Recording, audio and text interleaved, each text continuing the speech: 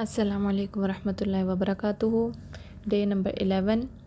और अब कल जब हमने ये देख लिया कि हमारे हर एक्शन के पीछे फ़ियर होता है, तो अब आज हम ये करेंगे कि हमने अपने फ़ियर को करेज में चेंज करना है। फ़ियरफुल पेरेंट जो होता है वो हमेशा एक फ़ियरफुल चाइल्ड ही क्रिएट करता है। वो कभी भी बच्चा जो है वो हौसले वाला और हिम्मत वाला नहीं हो सकता। हम बच्चों से जब डीलिंग कर रहे होते हैं और अपने खौफ की वजह से डीलिंग कर रहे होते हैं, तो हम क्या करते हैं असल में हम उन्हें उनके इम्पोर्टेंस जो है, उनकी ज़ात की इम्पोर्टेंस जो है वो कुछ सर्कमस्टांसेस के ऊपर दे रहे होते हैं। क्योंकि हमारे अपने फ़ियर्स हमारे ऊपर क्लियर नहीं होते, तो हम जो है बच्चे को कहते हैं अच्छा इसने ये किया है तो इसके साथ मैंने ऐसा डील करना है। हम उसको दूसरा ये कॉन्सेप्ट दे रहे होते हैं कि फॉर एग्ज़ाम्पल इधर मैं आपको देती हूँ कि एक बच्चा है, वो आपसे कोई टॉय मांग रहा है और आप उसको फ़ौरन से दे देते हैं ख़रीद कर।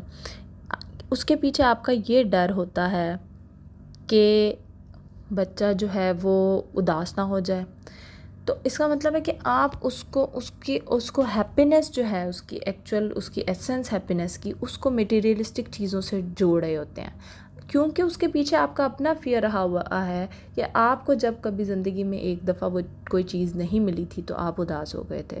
तो आप अपने बच्चे को उस उदासी से बचाने के लिए अपना फ़ियर उसके ऊपर डालते हैं, अपना खौफ उसके अंदर करके, और आउटपुट क्या निकलता है, एक कैरेक्टर में प्रॉब्लम आ जाता है बच्चे के। और वो ये मसला आ जाता है कि वो डिपेंडेंट होने लग जाता है चीज़ों के ऊपर, डिपेंडेंट होने लग जाता है सर्कमस्टांसेस के ऊपर।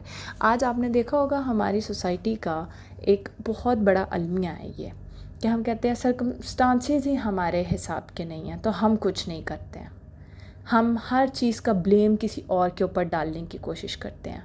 हम इस बात को समझते ही नहीं कि कुछ हम भी कर सकते हैं। यानी हम सेल्फ़ डिपेंडेंट होने की बजाय हम छोटे डिफरेंट चीज़ों के ऊपर डिपेंडेंट बच्चे को कर देते हैं।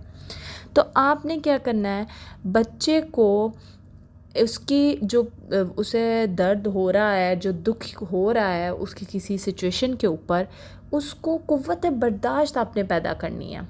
आपने उसको बर्दाश्त करने देना है वो दर्द। आपने उसके अंदर फ़ौरन से जंप करके उसको बचाने की कोशिश नहीं करनी।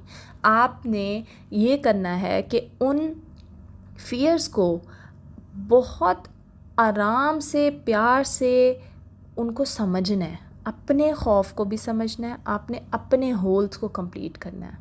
आपने जितना आप अंदर से फ़ियरलेस होंगे उतना आप देखेंगे कि बच्चे जो हैं वो फ़ियरलेस हैं। आपने ये बात तो एक तो बहुत ज़्यादा नोट की होगी कि कुछ माएँ होती हैं, वो बच्चे की हल्की सी चोट लगने पर भी बहुत ज़्यादा परेशान हो जाती हैं।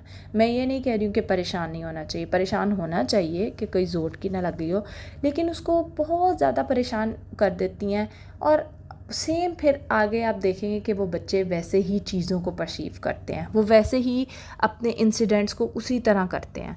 तो अगर आप मज़बूती से खड़े होंगे तो आपके बच्चे भी मज़बूत होंगे। आपने बच्चे को ये वाली बात सिखानी है कि बेटा आपने इस बात पे गौर करना है, आपने सेल्फ़ डिपेंडेंट होना है, आपने चीज़ों के ऊपर डिपेंडेंट नहीं होना। आपने उसको जो है इस तरह से देखना सिखाना है कि चीज़ें किस तरह दिखाई देती हैं। यानी अगर कोई सिनेरियो हुआ है तो आपने बच्चे को करंट मोमेंट में रहना सिखाना है। आपको पता है कि जो मोस्ट ऑफ़ द फ़ियर्स होते हैं वो फ्यूचर का थ्रेट भी होते हैं, कि मैं इसलिए डर रही हूँ कि इसका फ्यूचर पता नहीं क्या होगा, इस बात का फ्यूचर पता नहीं क्या होगा। अगर एक छोटी सी चोट लगी है, वो मैंने ना ठीक की तो वो होते होते पता नहीं क्या बन जाएगा। फ्यूचर थ्रेट होता है हमें। तो देखें, फ्यूचर तो अल्लाह के हाथ में है, फ्यूचर तो हमारे हाथ में है ही नहीं। तो जो चीज़ हमारे हाथ में है ही नहीं, हम उसके पीछे अपने आप को खपाएं ही क्यों। हम प्रेजेंट मोमेंट में रहें।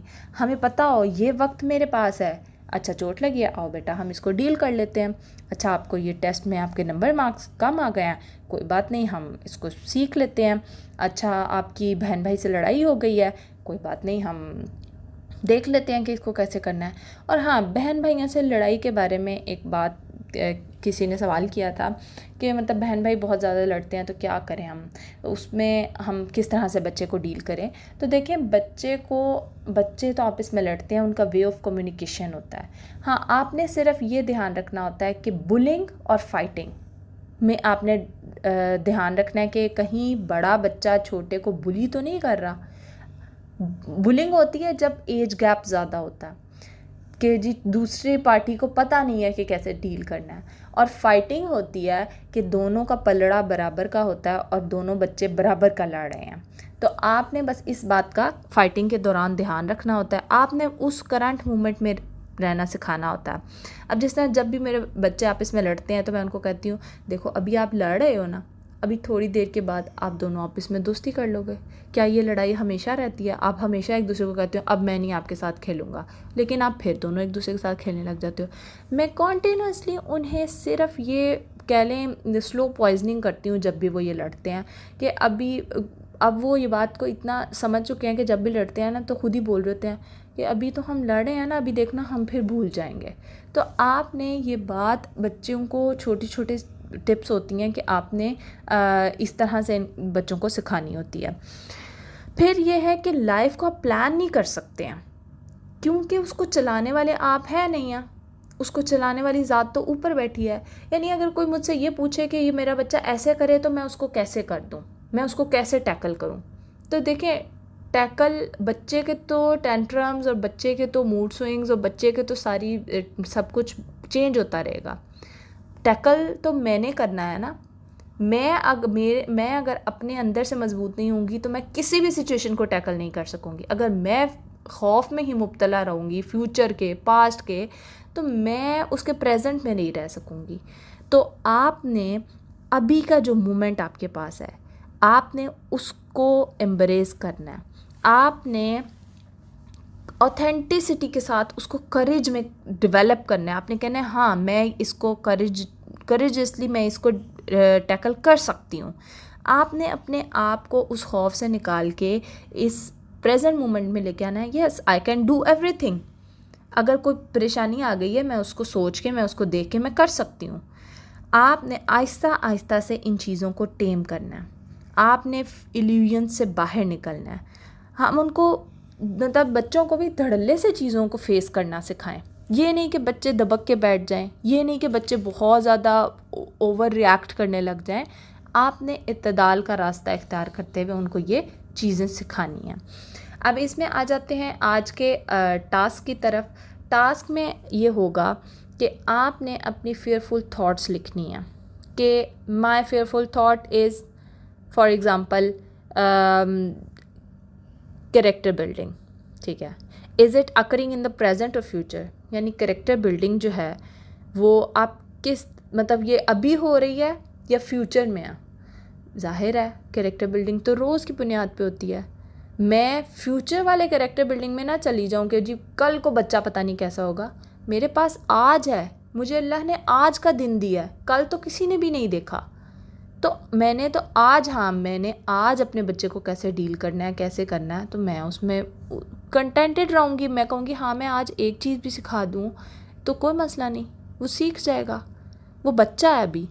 फिर आपने एक्नॉलेज करना है, आपने इस बात को वैल्यू देनी है कि प्रेजेंट मोमेंट में रहना है और अभी जो हो रहा है उस सिनेरियो में यानी मैं क्या कर सकता हूँ।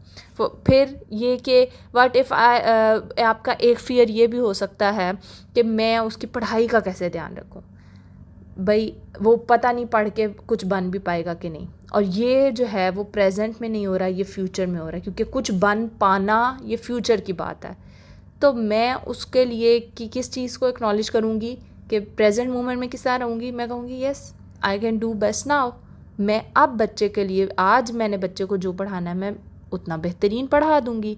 तो जितना आप प्रेजेंट में रहेंगे उतने आपके फ्यूचर के जो खौफ हैं वो आहिस्ता आहिस्ता ख़त्म होते जाएंगे।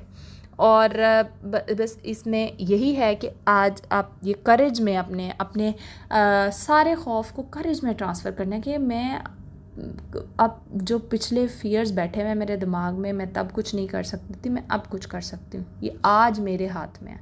ये अल्लाह ने कोशिश और करने का काम आज दिया है, तो मैं आज इंशाल्लाह अपना बेस्ट रोल प्ले कर सकती हूँ। यहाँ पे आज की क्लास ख़त्म होती है, इंशाल्लाह कल मिलते हैं। जज़ाकुमुल्लाहु खैर, अल्लाह हाफ़िज़।